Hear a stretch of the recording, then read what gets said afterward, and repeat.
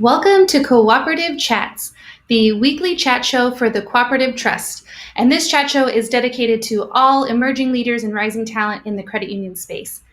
Happy Wednesday, it's a new month, and we're super excited to be bringing you a new topic. So our goal for these cooperative chats are to bring you real, authentic conversations with emerging leaders, current thought leaders in the credit union space, with the goal of helping you develop your career as a leader in the credit union space. So we're very excited to have a very special topic this week, and that is servant leadership. So before I get into the topic of servant leadership and defining what that is, I'm first going to introduce myself. My name is Courtney Angeli, and I'm the Director of Community Development for Filene Research Institute and the Cooperative Trust. And what that means is I have the amazing honor and privilege of working with rising talent and leaders across the credit union space to help bring you developmental tools that will help cement your place in the credit union industry. And so with that, I'm going to go ahead and start how we begin all of our chats, and that's with defining what our theme is for the week, or for the month. So servant leadership is the theme that we went with for August. And the reason why I'm so excited about this particular theme is because we often hear a lot of leaders talk about this style of leadership. We hear a lot of people say that they are servant leaders, but what does that really mean? So we're going to dive into that today with our guest.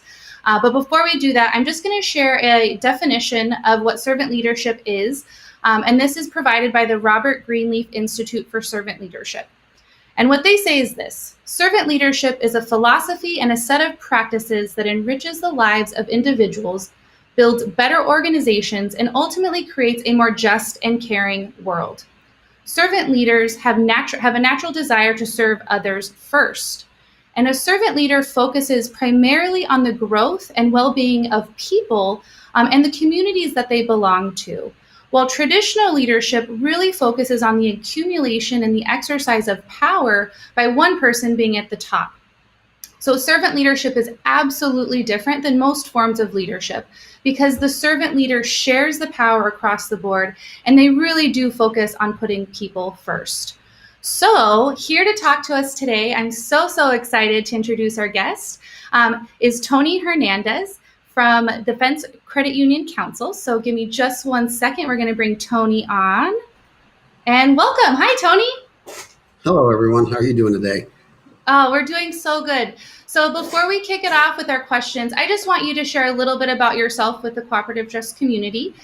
So really your quick elevator pitch for what you do at DCUC, and then if you can also share one thing that defines you outside of your profession. Okay. Well, as you said, I'm the president and CEO of the Defense Credit Union Council. And what we are is a trade association of credit unions that are located on military installations all around the world. And so we've got lots of different members of both large and small credit unions, both community chartered credit unions, and then credit unions that were chartered just to serve, the Department of Defense by themselves. And so, we've got all different kinds, but the one common theme that runs through us is that we serve the military community along with veterans that have since transitioned out of the military. It's a wonderful opportunity to do that. Military, people have a unique lifestyle. We'll get into that probably a little bit later as that relates to servant leadership. A little bit about myself. I spent 25 years in the United States Airforce. I retired as a full colonel prior to taking the job at DCUC. When I was in the Air Force, I did a variety of jobs, performed a variety of roles, mostly in the financial management arena. I was an Air Force budget officer, which is what my core specialty was. But I'm a 3-time commander, both at the squadron level and at the group level. And for those of you that are familiar with Army, it was as a full colonel, I was at the brigade command level, which is pretty big. I mean, at one time I had 1,300 airmen that were under my command, and so that was pretty exciting. But I've worked a variety of roles. One point in my career, I worked for a 4-star, and we had about 146,000 people in that command, and all kinds of airplanes and jets and lots of cool stuff. And so I enjoyed my time. So that's about me, a little bit about DCUC. But I guess the one thing that defines me outside my profession, is really just I always try to be transparent. And that's what people sort of know me for, is what you see is what you get. And with that in mind, I do look in the mirror a lot. I do take a lot of self-assessments, and we'll talk a little bit more about that. But that helps guide me in terms of what or how I shape or how I offer leadership or practice leadership in different environments.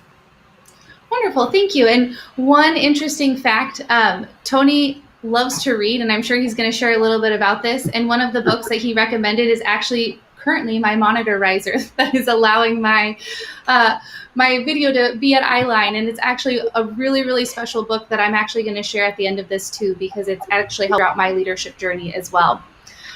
So if you could just share really quickly, we're just going to dive into this because we have such a short period of time. I'm really curious your perspective on how defense credit unions are leading in service and why that is so critical for your members. Yeah, in sort of prepping for that, it's a kind of new, you might be asking that question. And so the one thing I want to invite everybody here is to go to the DCUC website. It's dcuc.org, and on that page you see a video link, and there's a video that's the first one that appears, and it's titled "Why We Do What We Do." We just released that video last winter, and then we all went into this COVID, stay-at-home orders, and so it kind of just sort of sat there on the vine. I wouldn't say it withered; it just sort of just sat there. We re-released that one as our country is coming, economic recovery, as we look to rebuild.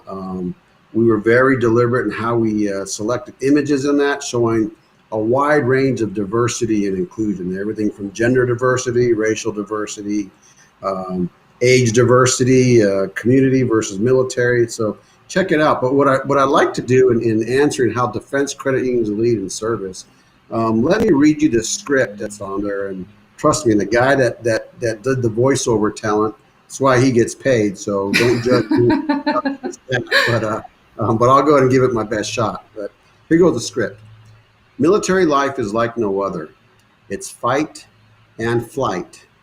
It's putting down roots that reach far and wide into something bigger than a place. We were started almost 60 years ago by people just like you. So we understand the challenges and the dreams, because military life is still real life. And deep down, we're all people. We get married, we buy houses, we have kids and grandkids, and eventually we retire. Our members fight hard for a better life, a better country, a better tomorrow. So we're here to fight for them, to help them grow, realize their dreams, and grab their slice of the American pie. Because in the end, it's not about money. It's about life, family, and community. Something we're all a part of, and that's why we do what we do. And that's the defense credit union difference. And I really like that. I really like that script because I think it captures why we do what we do. And if you're listening closely, and again, I invite you to go see the video for yourself because it has great images and there's some cool music and a better voiceover talent, believe me. But the message just sort of kind of weaves in, what we're doing. And I think, everybody listening on this conversation, I believe you can say the same thing about your credit unions as well. And so I thought that was pretty pertinent. Yeah, that's beautiful. I got some chills on my arms as you were reading that, so that was really lovely. And just really kind of going down that line, you share that, military folks are just like us. They're people too. They need the same products and services. Well, more unique products and services, tailored to their needs, but they still need those financial services and those products. So in that light, what parts of the service or member service is the most critical for your members? I think the most critical thing, or the thing that we offer our members, is that, a lot of them are away from home for the very first time. When you enlist in the military, one, we take it a basic training, which shakes you up, and stirs you around, and it's pretty intense. But then we send you out to your first base, and that could be all the way across the country. It could be in a foreign land. You could also get deployed into a war zone, and so you still have to pay bills, whether you like it or not. Finances will happen whether you're deployed or not, or you're away from home or not. And so, we just find that the service we provide, to members is that they are out there on their own. And so what can we do to get them started down the right path? And then one of the things you'll notice with virtually every military installation, some of them are getting cleaned up, but you see all the bad actors right outside the gates. You see pawn shops, title loan companies, used car dealerships, and in some cases where it's allowed, you see some gambling establishments. And so what we need is, because young military, very stressful conditions.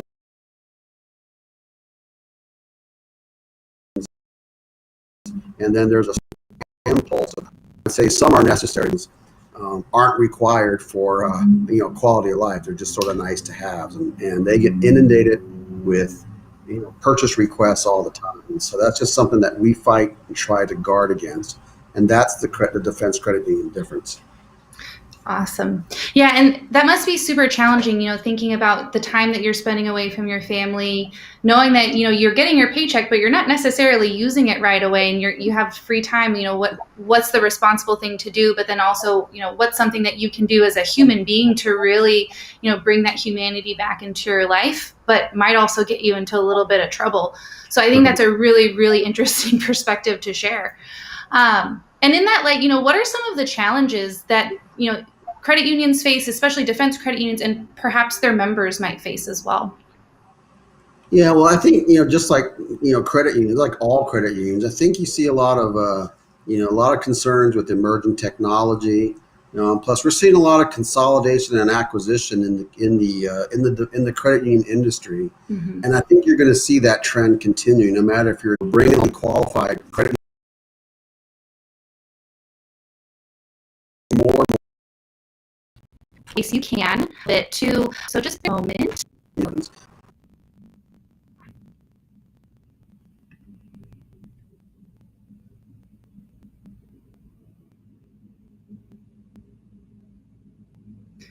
All right. I'm so sorry for the delay. And Tony, if you can hear me, we're just going to, like I said, we're going to switch gears. And I'm just so curious if you could share a little bit about what your time in the military has taught you about servant leadership.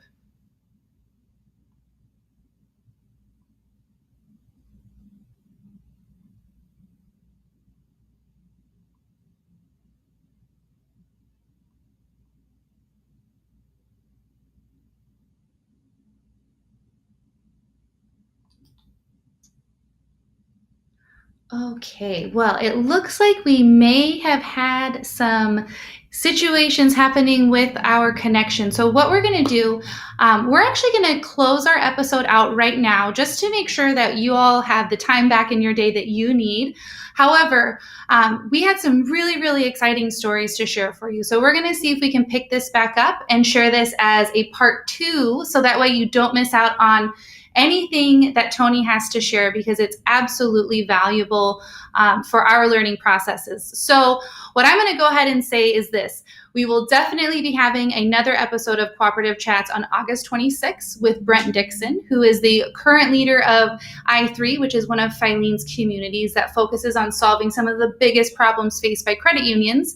But until then, actually in between that time, what we're going to do is we're going to do our best to see if we can bring Tony back on, so that way he can finish sharing his story with all of you about his time in the military and how that's really shaped his leadership style.